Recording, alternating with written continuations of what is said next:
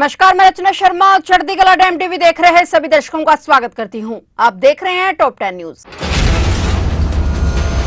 बांग्लादेश के कॉक्स बाजार एयरबेस पर एक बार फिर से हिंसा भड़क उठी है, जहां पर उपद्रवियों के एक समूह ने अचानक हमला कर दिया। इस घटना में एक व्यक्ति की मौत हो गई और इस हमले के बाद एयरफोर्स ने मोर्चा संभाल लिया और स्थिति पर काबू पाने के लिए कार्रवाई शुरू कर दी है। इस खौफनाक घटना ने एक बार फिर बांग्लादेश में सुरक्षा की चिंता को बढ़ा दिया है और बांग्लादेश के कॉक्स बाजार स्थित एयरफोर्स बेस पर हुई हिंसा के दौरान एक व्यक्ति की जान चली गई। मृतक की पहचान समितिपारा के निवासी 25 वर्षीय शिहाब कबीर नाहिद के रूप में हुई है और इस हमले के बाद वायुसेना ने तत्काल सुरक्षा व्यवस्था को सख्त किया और उपद्रवियों पर बड़ी कार्रवाई करने का निर्णय लिया। वायुसेना के अधिकारी इस मामले की गंभीरता से जांच कर रहे हैं। इस घटना के बाद से एयरबेस में सुरक्षा कड़ी कर दी गई है और संदिग्धों के खिलाफ सख्त कदम उठाए जा रहे हैं।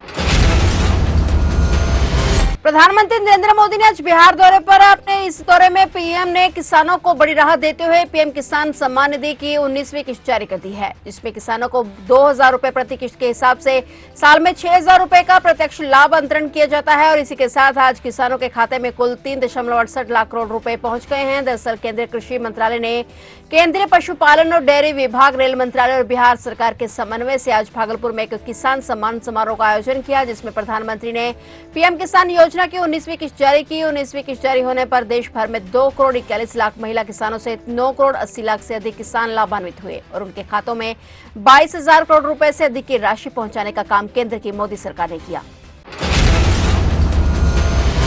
मध्य प्रदेश की राजधानी भोपाल में आज निवेश महाकुंभ का आगाज हो गया है। प्रधानमंत्री नरेंद्र मोदी ने आज ग्लोबल इन्वेस्टर्स समिट का शुभारंभ किया। राष्ट्रीय मानव संग्रहालय में 25 फरवरी तक चलने वाले समिट में भारत सहित 50 देशों के 20,000 उद्योगपति, निवेशक और राजनयिक शिरकत करने पहुंचे और इस पीएम मोदी ने के उद्योगपतियों की बातें सुनी और निवेश के लिए उन्हें संबोधित भी किया। प्रधानमंत्री मोदी के भोपाल में पहली बार हो रहे ग्लोबल इन्वेस्टर्स समिट में पहुंचने पर मुख्यमंत्री डॉक्टर मोहन यादव ने अंगवस्त्र भेंट कर उनका अभिवादन किया। मुख्यमंत्री ने स्मृति चिन्ह के रूप में भोपाल के प्रसिद्ध जरी जरदोजी कला से निर्मित महाकाल मंदिर का चित्र भेंट कर उनका आभार व्यक्त किया। समिट के उद्घाटन के मौके पर पीएम ने कहा कि आज का दिन भोपाल और एमपी के लिए खास है। मध्य प्रदेश इस समिट के बाद आर्थिक रूप से समृद्ध होगा। समिट में विकास के लिए नए कीर्तिमान बनाए जाएंगे। दिल्ली नगर निगम में कार्यरत 12,000 कर्मचारियों के लिए यह हफ्ता ऐतिहासिक साबित हो सकता है। आम आदमी पार्टी की सरकार ने घोषणा की है कि कल 25 फरवरी को होने वाली एमसीडी हाउस की बैठक में हजारों कर्मचारियों को स्थायी करने का निर्णय लिया जाएगा। पूर्व मुख्यमंत्री आतिशी ने इस फैसले को ऐतिहासिक करार देते हुए कहा कि यह एमसीडी के इतिहास का एक महत्वपूर्ण दिन होगा, क्योंकि पहली बार एक साथ इतनी बड़ी संख्या में अनुबंधित कर्मचारियों को पक्की नौकरी दी जाएगी। इस फैसले से नगर निगम में काम करने वाले बेलदार, शिक्षक, इंजीनियरिंग विभाग के कर्मचारी, सफाई कर्मचारी, माली और मलेरिया की रोकथाम के लिए कार्यरत डोमेस्टिक ब्रीडिंग चेकर्स को सीधा फायदा होगा। आतिशी ने कहा कि आम आदमी पार्टी ने अपने चुनावी वादे के तहत दिल्ली ही नहीं, पंजाब में भी कर्मचारियों को नियमित करने के प्रयास किए हैं।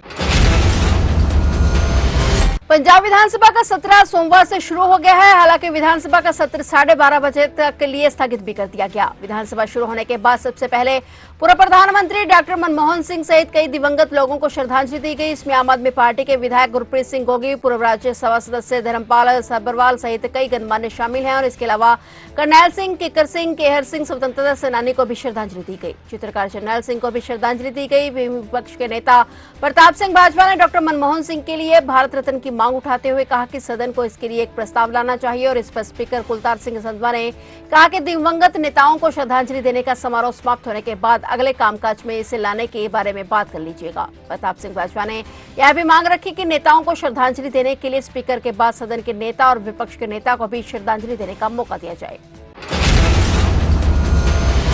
पंजाब हरियाणा के बॉर्डरों पर बैठे किसान लंबे समय से न्यूनतम समर्थन मूल्य पर कानून बनाने, बिजली बिल में संशोधन और अन्य मांगों को लेकर संघर्ष कर रहे हैं। केंद्र सरकार से 6 दौर की वार्ता बेनतीजा रह चुकी है। उधर किसान अपनी मांगों पर अभी अड़िग हैं और इस बीच दिल्ली कूच को लेकर किसान नेताओं की रविवार को शंभू बॉर्डर पर हुई बैठक के बाद आज सोमवार सुबह एक बार दोनों पक्षों के नेताओं की बैठक हुई और बैठक के बाद किसान नेता समन सिंह पंदे ने कहा कि फिलहाल 25 फरवरी को दिल्ली कूच का फैसला टाल दिया गया है। पंदे ने कहा कि केंद्र सरकार से पहले 2 मीटिंग हो चुकी है और अब 19 मार्च को फिर मीटिंग है। अगर उस मीटिंग में भी कोई हल नहीं निकलता है तो 25 मार्च को 101 किसानों का जत्था दिल्ली कूच करेगा। यह फैसला किसान मजदूर मोर्चा और संयुक्त किसान मोर्चा गैर राजनीतिक के नेताओं की बैठक में लिया गया।